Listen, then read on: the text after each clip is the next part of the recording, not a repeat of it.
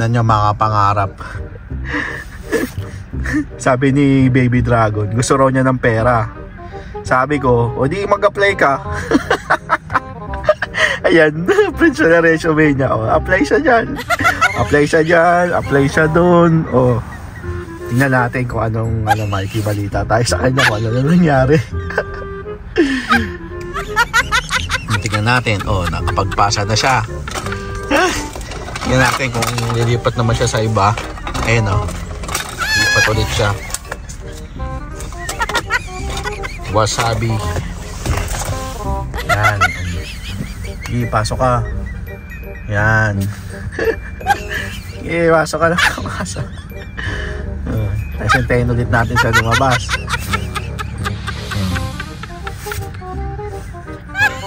Kahit anong work, pwede niyang pasukan dito. Walang problema yan.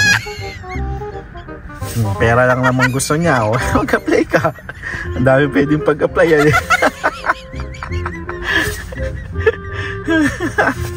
Oh, sige. Di ba? Yan, dapat matuto na siya kasi ano na siya eh, magka-college na siya. So, maganda na rin at natututo na siya, di ba? So, ayan lang naman mga kapangarap.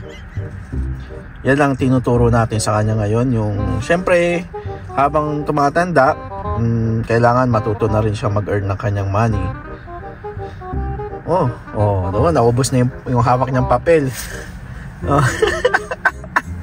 Pupunta na siya doon sa kabila.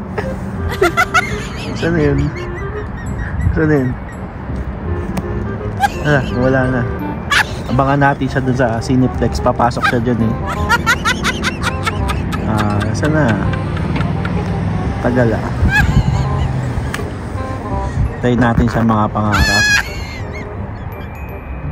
Ayun. Yun, di ba? Sige, apply ka lang ng apply. Balang, sabi ko nga sa kanya, yan mga pangarap. Sige, pasok.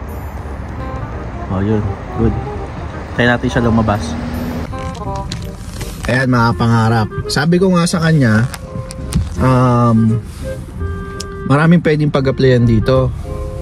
Ang ano mo lang, kung siyempre kung tatawagan ka nila, edi at least sinubukan mo, di ba? Yun lang naman yung sabi ko sa kanya. Saka di naman niya kailangan talaga ng permanent sa ngayon dahil ayun siya, wait lang. Estudyante naman siya kaya hindi niya kailangan ng permanent. So at least, di ba? Meron siyang pera. Katulad na ng sahod ko, di ba? Ayun na.